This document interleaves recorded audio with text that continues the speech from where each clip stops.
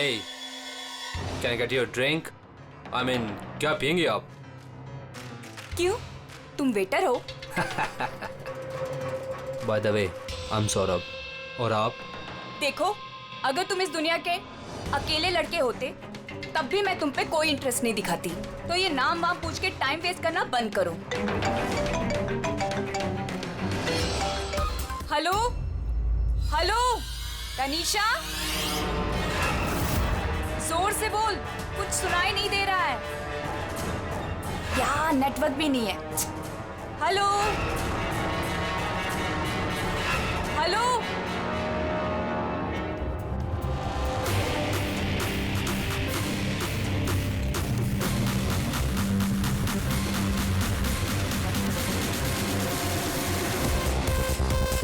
Can you hear me? Tanisha? Network कैसे चला गया?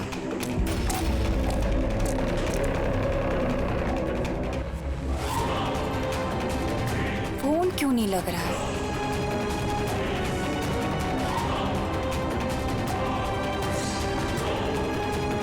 हेलो आयशा, आयशा तुम्हें मेरी आवाज आ रही है?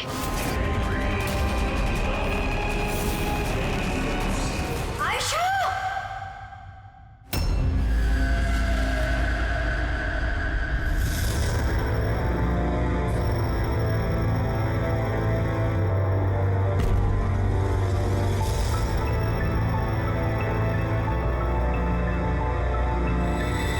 कैसे हुआ ये सब? हाँ? पता नहीं सर ये सब कैसे हुआ. एक कॉल अटेंड करने के लिए बाहर गई और जब वापस आई तो ये सब. तुम्हारे अलावा और कौन कौन दोस्त है आयशा के यहाँ पे? सर ये प्रीति और ये विशाल है सर, आयशा का बॉयफ्रेंड. देख के लगता है कि आयशा का किसी के साथ हाथापाई तो नहीं हुई है. ये फोन रिसीव करने के लिए बाहर गई और वहाँ पहले से खूनी इसका इंतजार कर रहा होगा. मतलब सर ये खूनी ने सब प्लानिंग करके किया? नहीं पंकज, ये प्लान मर्डर तो नहीं लगता, क्योंकि अगर प्लान किया होता तो उसने किसी और हथियार का इस्तेमाल किया होता, ना कि कांच का. मतलब अचानक यहाँ पे कोई गुस्सा हो गया होगा आयशा पे और मार दिया होगा. लगता तो कुछ ऐसे ही है फ्रेडी. आयशा का यहाँ पे किसी के साथ कोई झगड़ा वगैरह हुआ था? कोई कहा सुनी? हाँ? ऐसे चुप रहने से काम नहीं चलेगा. ये सीसीटीवी कैमरा है, फुटेज देखेंगे तो पता चल ही जाएगा. सॉरी सर, सीसीटीवी कैमरे काम नहीं कर रहे हैं. व्हाट? सीसीटीवी काम नहीं कर रहा? इतनी लापरवाही? सर वो कल आखिरी गाने के दौरान धुएं की वजह से शायद टेक्निकल एरर आ गया है. मैं जल्दी ठीक करवा लूंगा. ठीक कराओगे जब तुम्हारा ये क्लब वापस खुलेगा. जब तक ये केस सॉल्व नहीं होता तुम्हारा क्लब बंद. सर मुझे लगता है ये खून सौरभ ने किया है. अमीर बाप की बिगड़ी औलाद है. Hey, can I get you a drink? I mean, क्या पियेंगे आप? क्यों? तुम वेटर हो? By the way, I'm Saurabh. और आप? देखो, अगर तुम इस दुनिया के अकेले लड़के होते, तब भी मैं तुम पे कोई इंटरेस्ट नहीं दिखाती. तो ये नाम वाम पूछ के टाइम वेस्ट करना बंद करो.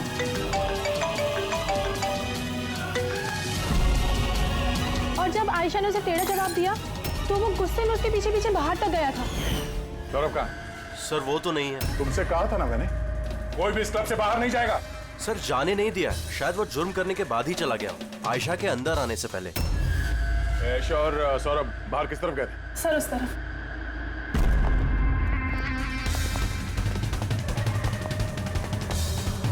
सर खून का निशान. तो यहां से आयशा अंदर गई थी. आगे देखते हैं. सर ये यहाँ भी खून के धब्बे हैं सर. पंकज, नो नो, इतना सारा खून और ये कांच के टुकड़े. लगता है आयशा पे हमला यहीं हुआ है. सर और नो, कहीं सौरभ तो नहीं? इसकी हालत बहुत खराब है. एम्बुलेंस को फोन करो चलिए. इस क्लब में इतने सारे लोगों के बीच एक लड़की का खून हो जाता है. बाउंसर्स का अता पता नहीं. सीसीटीवी कैमरा है पर काम नहीं कर रहा. और तो और यहाँ पे किसी ने कुछ होते हुए देखा नहीं है ना. कमाल की बात. आयशा मुझे छोड़कर नहीं जा सकती।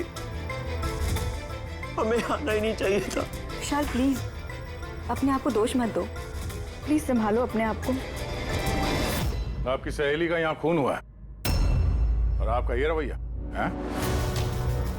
अब तक यहाँ जो कुछ भी हुआ है उससे ये लगता है कि खूनी यहाँ पर आयशा को मारने के इरादे से तो नहीं आया था, तैयारी के साथ नहीं आया था। यहाँ इस क्लब में कुछ ऐसा हुआ जिसकी वजह से वो गुस्सा हो गया और उसने आयशा का खून कर दिया और साथ में सौरभ पे भी हमला किया। मुझे लगता है कि वो खूनी आप सब में से कोई एक है। बड़ी पंकज, यहाँ जितने हैं सबके डिटेल्स ले लो। माफ कीजिएगा रायमा जी, मैंने अपनी तरफ से बहुत कोशिश की, लेकिन अब मैं आपकी और ज्यादा मदद नहीं कर पाऊंगा। इट्स ओके डॉक्टर, आपसे जो कुछ भी बन पड़ता था आपने सब कुछ किया। अब हम इससे ज्यादा और क्या कर सकते हैं?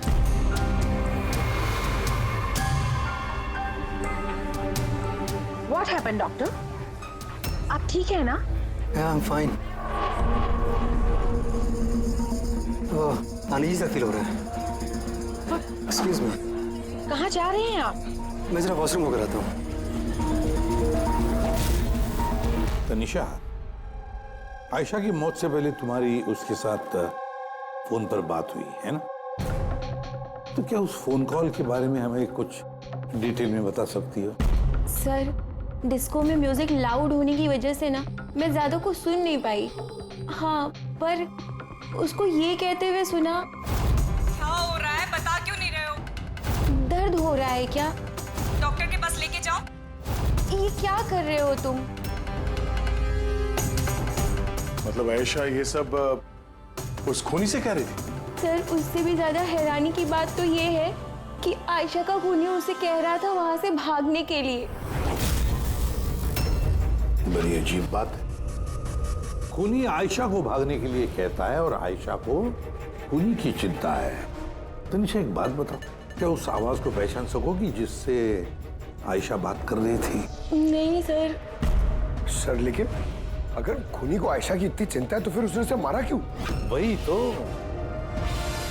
खूनी को विक्टिम की चिंता है और विक्टिम को खूनी की चिंता।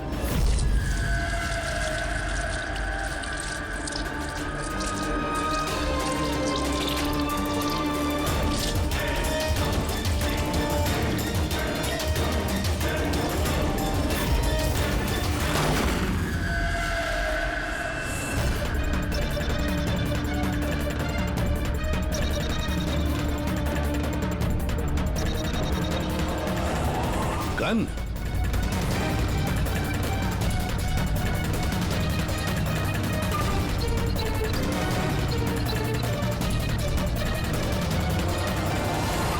सर, इसके सर पे जो गोली लगी है उसके अलावा इसके पूरे शरीर पे कहीं भी चोट के कोई निशान नहीं है। ऐसा लगता है कि खूनी अचानक यहाँ पे आके इन पे गोली चला दी। ऐसे हुआ होगा। ये देखो, यहाँ भी खून है। एक बात समझ में नहीं आ रही सर, खूनी गन यहाँ छोड़ के क्यों गया? वो तो अपने साथ लेके भी जा सकता था गन को। वही तो बड़ी अजीब बात है कि खूनी ये गन यहाँ क्राइम सीन पर छोड़कर क्यों गया?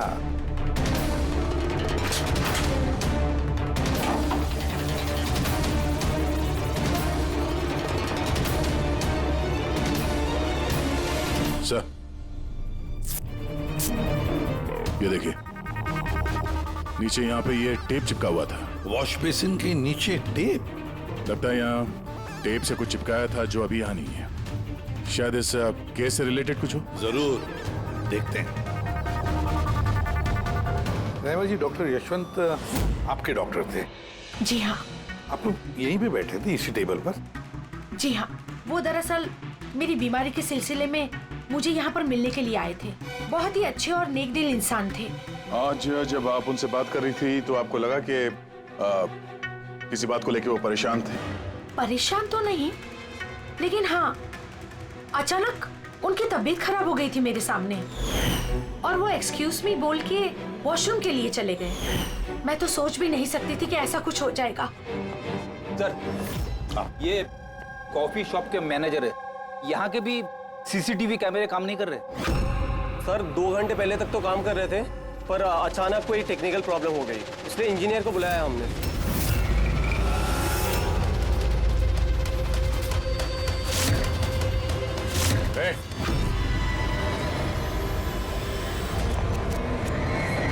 रुको जरा यहाँ ना। हेलो सर, कैसे हो आप? मेरा हाल चाल छोड़ो, अपने सुनाओ। तुम दोनों यहाँ क्या कर रहे हो? वो ऐसे ही टहलने आए थे। कॉफी शॉप में टहलने आए थे? कल रात तुम्हारी सहेली का खून हो गया, तुम्हारा दूसरा दोस्त रो रो के उसका बुरा हाल है, और तुम दोनों यहाँ कॉफी शॉप में टहलने आए। तो यहाँ पर भी एक खून हो गया। ये कैसा संयोग है, हैं? सच में संजोगी है सर, क्योंकि हम तो जानते भी नहीं कि डॉक्टर यशवंत है कौन। हेलो, ले आओ उसे ब्यूरो में। ओके जी, okay, thank you very much.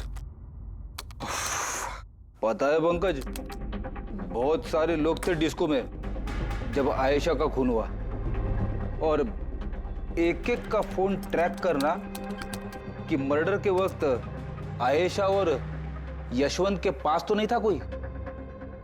ये मेरी तो आंखें दर्द करने लगी है।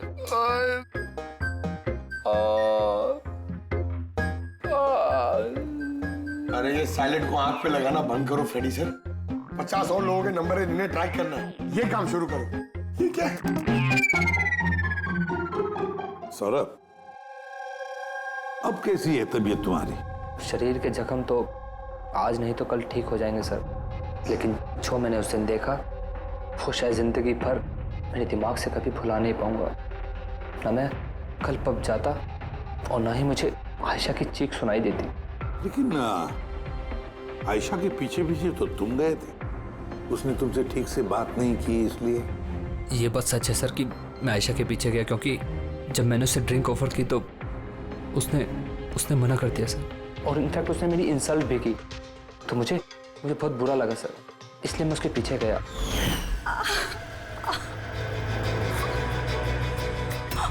बाय गॉड, किसने किया ये सब? चलो तुमको हॉस्पिटल लेके चलता हूँ। हे रुक, हे रुक।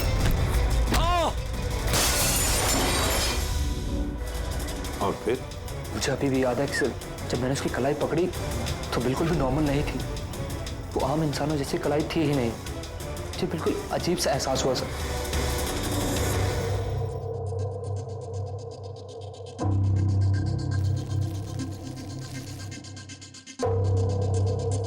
तो आप कह रहे हैं डॉक्टर साहब कि इस गन पे कुछ चिपचिपा सा लगा हुआ है? हाँ, और वो चिपचिपी चीज रबर टाइप की है, वो जैसे सेलो टेप में होता है ना, वैसा। Cello tape gun? ओह, तो खूनी ने पहले से गन वहां वॉश बेसिन के नीचे छुपा के रखी थी, तो ये मर्डर एक प्लान्ड मर्डर था। हाँ, लेकिन ये गन जिससे यशवंत का खून हुआ है और ये कांच जिससे आयशा का खून हुआ है, इन दोनों पे भी कोई भी उंगलियों के निशान नहीं मिले। लेकिन भाई, इस कांच के टुकड़े पर एक खास तरीके की कुछ केमिकल लगा हुआ है, जैसे कि वो प्लास्टिक केमिकल। अब ये इस पर क्यों लगा हुआ था, इसका क्या इस्तेमाल है, ये पता लगाना भी बाकी है। लेकिन यही केमिकल इस गन पर भी लगा हुआ है, दोनों पर। डॉक्टर साहब, आप तो कह रहे थे कि इस गन पे वो सेलो टेप का गम लगा हुआ था। वो तो है ही, उसके अलावा ये भी है। इसके अलावा ये केमिकल भी है, यानी ये दोनों मर्डर, इनका आपस में कोई ना कोई कनेक्शन जरूर है। और जुबिन का और प्रीति का दोनों क्राइम सीन पे होना कोई सहयोग नहीं था। बिल्कुल, तुम बिल्कुल ठीक कह रहे हो। और तुम्हारी बात ये एक और चीज प्रूव करती है, इन दोनों की लाशों पर मुझे एक जैसे फेरोमोन्स मिले। फेरोमोन्स यानी वो केमिकल जिनसे खुशबू आती है। हाँ, यशवंत और आयशा, इन दोनों की लाशों पर एक जैसी खुशबू। इसका मतलब बात साफ है, या तो दोनों एक जैसा परफ्यूम लगाते थे या फिर दोनों का खून ही एक ही था। जनरली एक औरत लेडीज परफ्यूम लगाती है और एक आदमी जेंट्स परफ्यूम। अब ये दोनों एक ही तरह का परफ्यूम लगाए, चांस थोड़ा कम है, यानी इन दोनों का खूनी तो एक ही है। आयशा की मौत के बारे में दो बातें पता चली है। एक उसकी दोस्त तनीषा ने बताई और दूसरी सौरभ ने बताई। तनीषा ने बताया कि खूनी ने आयशा को वहां उस पब में से भाग जाने के लिए कहा। अब दुनिया में ऐसा कौन सा खूनी है जो जिस इंसान को मारने गया है उसी से कहता है कि तू यहां से भाग जा? तो फिर खून करने आया ही था क्यों? नहीं नहीं नहीं नहीं नहीं नहीं नहीं, गड़बड़ है, कुछ ना कुछ तो गड़बड़ जरूर है। और सर वो दूसरी बात कौन सी? दूसरी बात सौरभ ने बताई। सौरभ ने कहा कि खूनी की कलाई कुछ अजीब सी थी, आम इंसान की तरह नहीं थी कलाई। शायद कलाई में रिस्ट वॉच या ब्रेसलेट हो। फ्रेडी जरा दिमाग लगा के बोलो, समझे? सर, हाँ सर, दोनों क्राइम सीन में एक नंबर कॉमन है सर। किसका क्राइम? आयशा के बॉयफ्रेंड विशाल का सर। विशाल? विशाल? ये विशाल तो कॉफी शॉप में दिखाई नहीं था, तो फिर ये कॉफी शॉप में पहुंचा कब?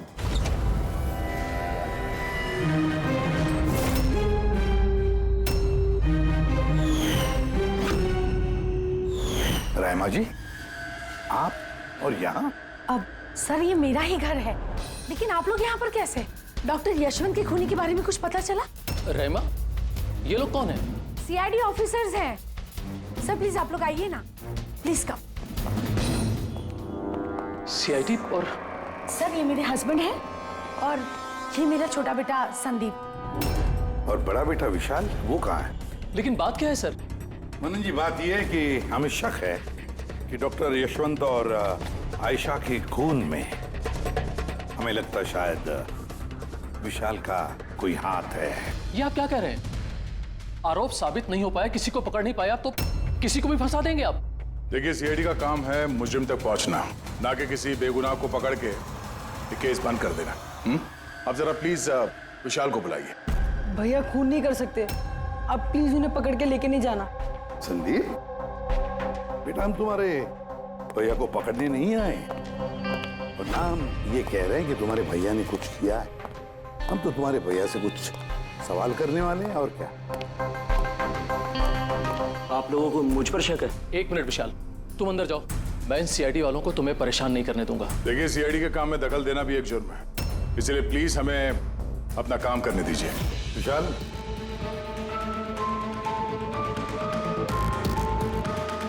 डॉक्टर यशवंत की मौत हुई थी कैफे में और तुम उस वक्त उस कैफे में थे।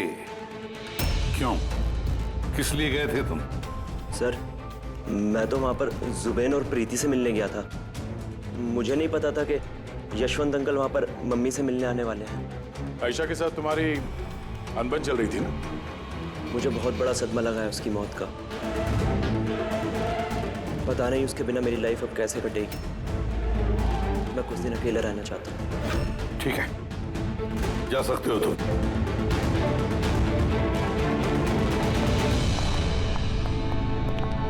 अरे, आप लोग फिर से यहाँ पे भी? कभी कभी अपने घर पे जाते हो कि नहीं? हमेशा विशाल के आसपास ही नजर आते हैं। नहीं सर, ऐसी कोई बात नहीं है। एक्चुअली बहुत उदास है ना आजकल, तो हमने सोचा कि उसके साथ ही रहें। बहुत जिगरी दोस्ती है, हाँ? जुबीन, प्रीति, विशाल, कड़ी नजर रखनी पड़ेगी इन तीनों पर।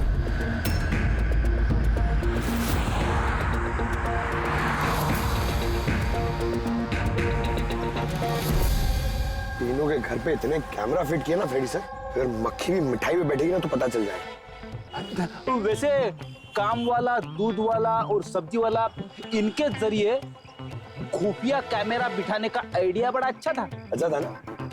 मेरा नहीं था, दया सर का था। अच्छा? हाँ, और उन्होंने हम दोनों को यहाँ बैठा दिया ताकि हम यहाँ का सीसीटीवी फुटेज रिकॉर्ड करें।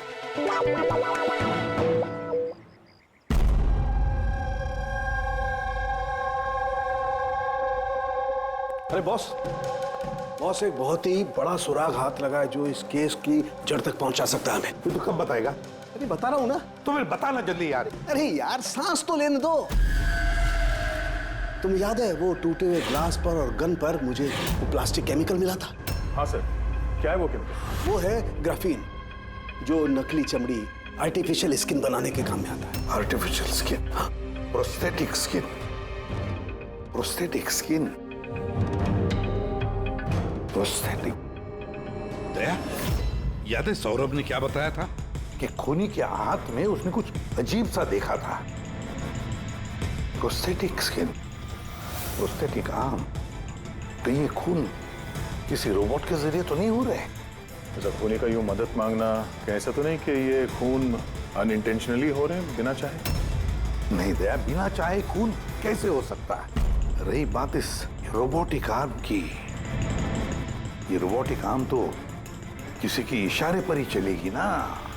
क्या साड़ू, ऐसा कोई आदमी है जो इस रोबोटिक्स में प्रोस्थेटिक आर्म बोल, रोबोटिक आर्म बोल, पूरे रोबोट के बारे में अच्छी तरह से जानकारी रखता है? हाँ है ना, डॉक्टर जैस्मीन। मिलते हैं इस डॉक्टर जैस्मीन से।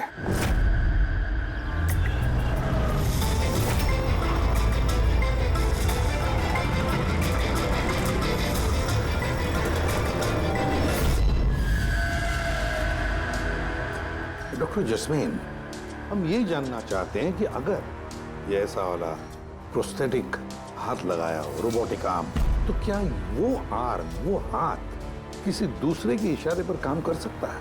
मतलब नकली बाजू लगाया गया है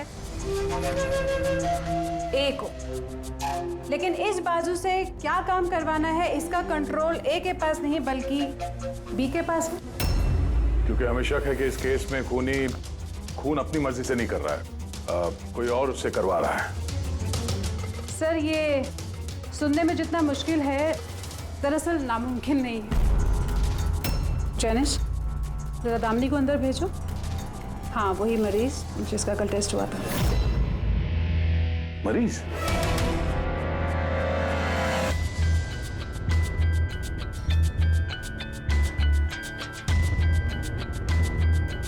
सर दामिनी ने अपना दाहिना हाथ फैक्ट्री में काम करते हुए गंवा दिया था। हाँ सर, मशीन में आ गया था मेरा हाथ, इसलिए हमने इसे ये लू काम लगाया है जिसका कंट्रोल इंसानी दिमाग के पास ही है। एक नकली बाजू इंसानी दिमाग के जरिए काम कर रहा है, मगर कैसे? सर साइंस ने बहुत तरक्की कर ली है। ये योला यानी लूक आर्म अपने आप में एक नया और पहला आविष्कार है। मान लीजिए इसमें एक चिप है, या यूँ कहिए इसमें एक सॉफ्टवेयर है जो इंसान के दिमाग की फ्रीक्वेंसी को पकड़कर ठीक वैसे ही काम करता है जैसे एक नॉर्मल ह्यूमन बीइंग का हैंड, उठना, बैठना, चलना, ये सभी कमांड्स को समझता है। ग्रेट, साइंस ने वाकई बहुत तरक्की की है। वाकई रोबोटिक आर्म।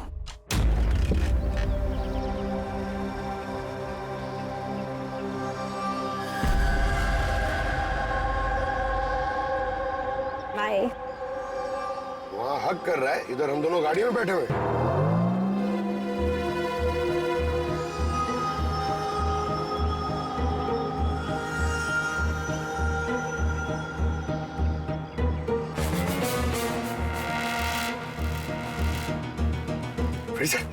ये विशाल तो प्रीति के घर जा रहा है।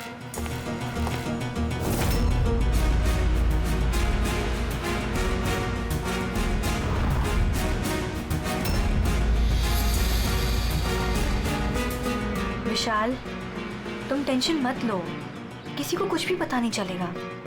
हम कोई ना कोई रास्ता निकाल लेंगे, ओके? ये लो, कॉफी पी लो।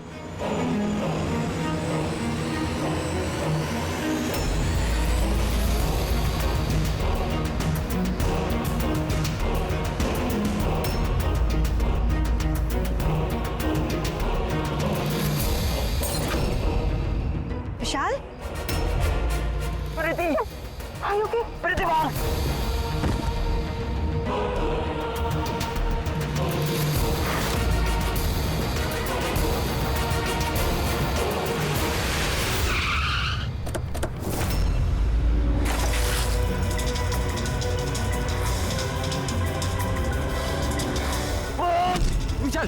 नहीं, विशाल छोड़।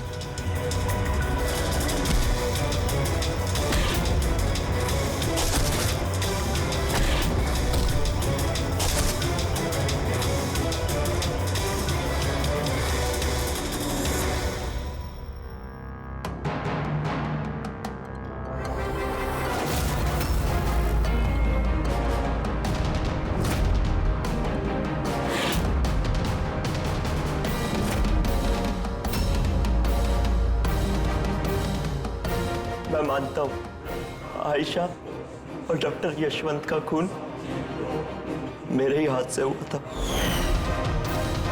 तुम यहाँ क्या कर रहे हो? क्या हुआ? क्या हो रहा है ये? मुझे नहीं पता क्या हो रहा है मेरे हाथ को। कुछ प्रॉब्लम? क्या हो रहा है बता क्यों नहीं रहे हो? डॉक्टर के पास लेके जाओ। ये क्या कर रहे हो? ये क्या कर रहे हो? आयशा भागो यहाँ से, भागो! मैं बोलता हूँ ना भागो! आयशा!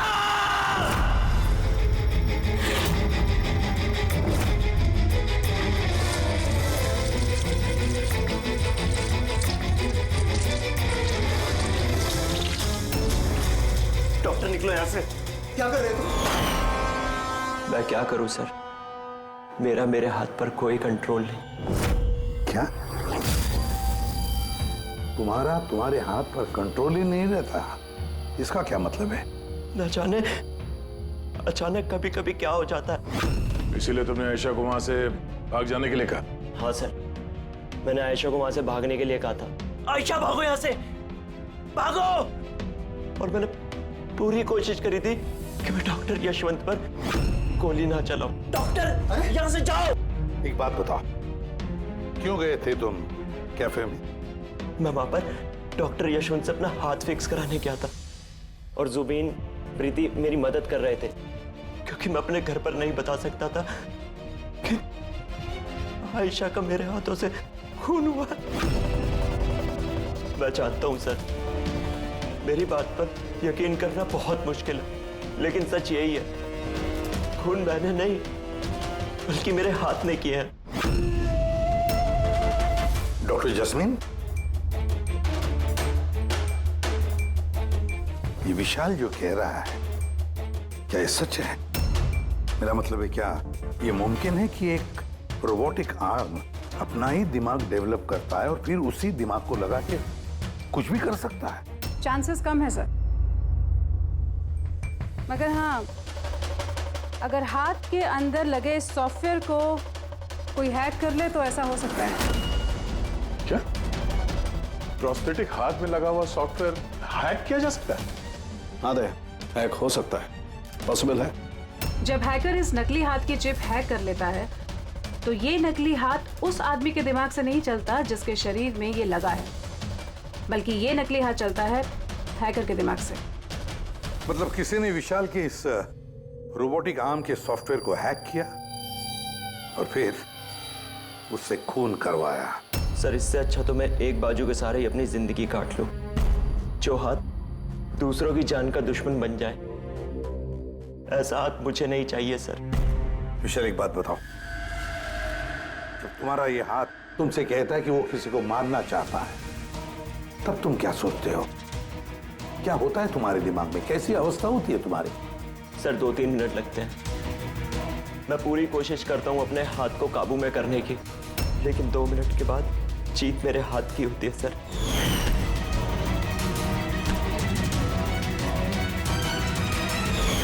चिंता मत करो, अब हम तुम्हारे इस रोबोटिक आर्म के अंदर एक ट्रांसमीटर फिट करेंगे, जिससे हमें पता चलेगा कि वो किसी को मारना चाहता है या फिर किसी और से उसे इशारा मिल रहा है कि जाकर खून करो। ये भी हमें पता चल जाएगा। वैसे एक बात बताओ विशाल, ये तुम्हारा असली हाथ गंवाया कैसे? सर, मैं पिछले साल खंडाला जा रहा था और एक रोड एक्सीडेंट।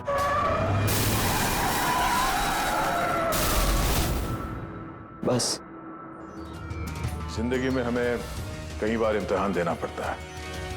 सर, मेरे इम्तिहान तो खत्म होने का नाम ही नहीं ले रहे हैं। जब नकली हाथ के साथ जिंदगी जीने की आदत डाली तो उसी नकली हाथ ने मेरी जिंदगी बर्बाद कर दी। विशाल, तुमसे वादा करता हूं कि ना तुम्हें एक हाथ के साथ जिंदगी गुजारनी पड़ेगी और ना ही वो असली मुजरिम आजाद घूम पाएगा।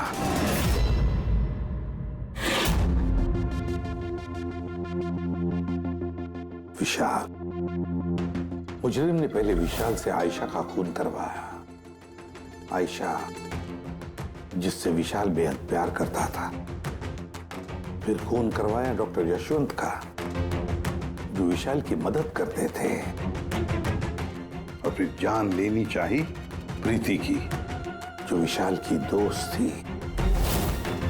सारे के सारे विशाल के शुभ चिंतक, सारे के सारे विशाल के आसपास वाले, सब के सब विशाल के करीबी। तो फिर ये मुजरिम कौन हो सकता है? कौन हो सकता है ये मुजरिम? ये भी तो कोई करीबी हो सकता है, विशाल का करीबी। पंकज, विशाल के एक्सीडेंट के सारे डिटेल चाहिए मुझे, सारे के सारे। हेलो सर, मैं जसपाल, कंप्यूटर एक्सपर्ट। जी। कंप्यूटर हैकिंग जानते हो? बड़े से बड़ा कंप्यूटर हो या कोई सर्वर, चुटकियों में हैक कर सकता हूँ। रोबोटिक आर्म का सिस्टम हैक करना है, कर सकोगे? जी सर, बिल्कुल। ये रहे सारी डिटेल्स। हो जाएगा सर, और इसके लिए मैं ट्रेस राउटिंग का यूज करूँगा। Trace routing? जी हाँ सर, इस तकनीक के जरिए विशाल के आसपास के जो भी कंप्यूटर है उन्हें देख सकता हूँ। अक्सर मशीन के आखिरी में जो होस्ट नेम एड्रेस होता है वही हैकर का होता है। अच्छा। और ट्रेस राउटिंग के जरिए हम शहर के किसी भी इलाके में बैठा अगर हैकर होगा तो इजीली पता चल जाएगा। फैंटास्टिक।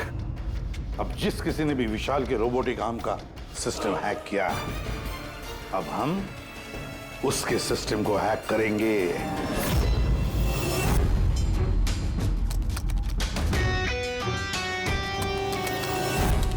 ये देखिए सर, इस वक्त विशाल के आसपास ये सारे कंप्यूटर चालू हैं और इन्हीं में से एक कंप्यूटर है उस हैकर का। बस एक बार पता चल जाए वो कंप्यूटर कौन सा है, फिर हमारा काम आसान हो जाएगा। जसपाल जल्दी करो, हमारे पास वक्त बहुत कम है। विशाल ने आज मुझे घर पे क्यों बुलाया है? अंकल आंटी भी नहीं है और पता नहीं क्या बात है।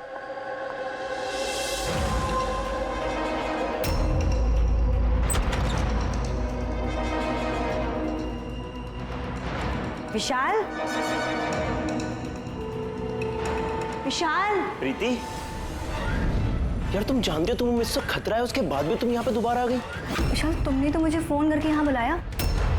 मैंने? हाँ। मैंने कब बुलाया? तुमने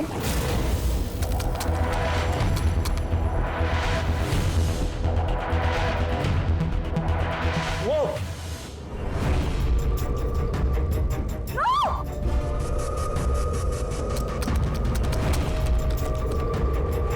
भागो यहाँ से।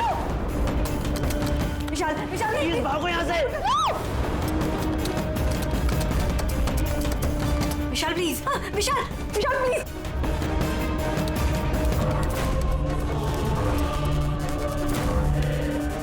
यस सर, उस हैकर की लोकेशन मिल गई है।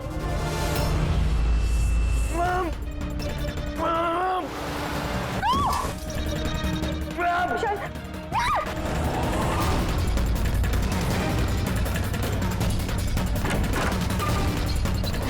सर आप यहाँ पे। विशाल प्लीज।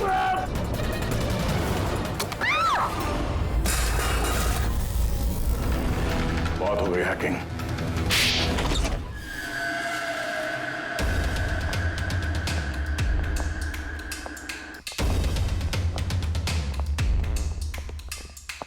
फिर आ गए आप लोग। अब ये मत कहिएगा कि आप विशाल को पकड़ने के लिए आए। जी नहीं, हम विशाल को पकड़ने नहीं आए, खूनी को पकड़ने के लिए, जो इस वक्त यहाँ पर मौजूद है। नहीं, और यहाँ पर क्या कह रहे हैं आप? अब अपना झूठा इल्जाम आप किसके ऊपर लगाने आए हैं? मनन जी, पिछले साल एक गाड़ी का एक्सीडेंट हुआ था कंडाला में। 3 लोग थे उस गाड़ी में। 22 साल का लड़का विशाल, 15 साल का बच्चा संदीप और 9 साल की छोटी बच्ची सोनिया। गाड़ी विशाल चला रहा था। कार का एक्सीडेंट बहुत बुरा था। बच्ची सोनिया की जगह पे मौत हो गई और संदीप पैरालाइज हो गया। ये अभी चल नहीं सकता। ये सब आपको कैसे पता चला अंकल? इस एक्सीडेंट में सबसे कम चोट लगी विशाल को। हालांकि जो चोट लगी वो कम नहीं, विशाल को अपना हाथ गंवाना पड़ा। वैसे विशाल आपका सौतेला बेटा है ना? सर विशाल मेरे लिए सगे से भी बढ़कर है। सर आई रिक्वेस्ट यू, आप विशाल के लिए सौतेला शब्द यूज मत कीजिए सर। आई एम सॉरी मनन जी। काश सभी माता पिता आप जैसा विचार करते हैं। काश रहमा जी ऐसा विचार करती है ना रहमा जी? वैसे आपके मन में बहुत गुस्सा है ना विशाल के लिए, क्योंकि विशाल की वजह से आपको अपनी सगी बेटी गंवानी पड़ी और आपका सगा बेटा जिंदगी भर चल फिर नहीं सकता। आप क्या कहना चाहते हैं? हम क्या कहना चाहते हैं वो अभी पता चल जाएगा। पंकज,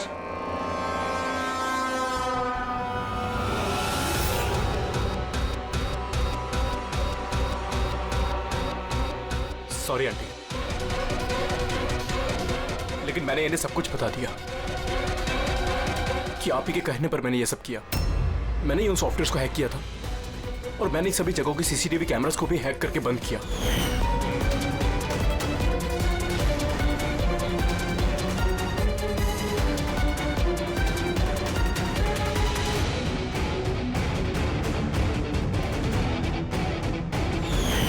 विशाल से बदला लेने के लिए पहले उसकी गर्लफ्रेंड को मारा, उसके बाद उस डॉक्टर को जो विशाल की मदद कर सकता था, उसके बाद प्रीति पर हमला।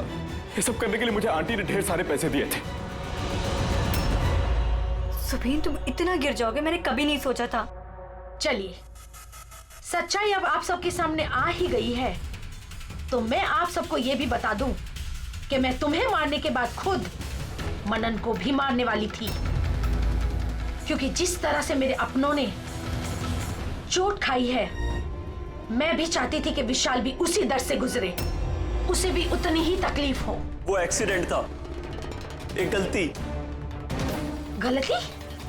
तुम्हारी एक गलती की वजह से मेरी पूरी जिंदगी में अंधेरा छा गया। तुमने लापरवाही से गाड़ी चलाई और सजा किसको मिली? मुझे और मेरे बच्चों को। मम्मी, मैंने हमेशा तुम्हें मां नहीं भगवान समझा। अगर ये सब करके तुम्हें सुकून मिल रहा था तो मुझसे एक बार कहा तो होता, मैं अपनी जान दे देता। मुझे तुम्हारी जान नहीं चाहिए थी, मैं तो तुम्हें जीते जी दुख भरी जिंदगी देना चाहती थी। और आप सब मुझे दोष नहीं दे सकते, क्योंकि मैंने जो कुछ भी किया वो मैंने ममता के लिए किया। रहमा जी, मां इतना हल्का शब्द नहीं जो किसी औरत को मुजरिम बना दे। अरे मां तो वो होती है जो सिर्फ अपने ही नहीं दूसरों के बच्चों को ममता, प्यार और स्नेह से देखती है। विशाल भले तुम्हारा सगा बेटा नहीं था, लेकिन बेटा तो था ना, वो तुम्हारे परिवार का हिस्सा था। वो कोई मां अपने बेटे से बदला कैसा ले सकती है? हाँ? वो भी इस तरह का बदला। दो लोगों को जाने गंवाई पड़ी। नहीं रायमा जी, बहुत गलत किया तुमने, बहुत गलत। कानून तुम्हें कभी माफ नहीं करेगा, कभी माफ नहीं करेगा। कड़ी से कड़ी सजा होगी तुम्हें।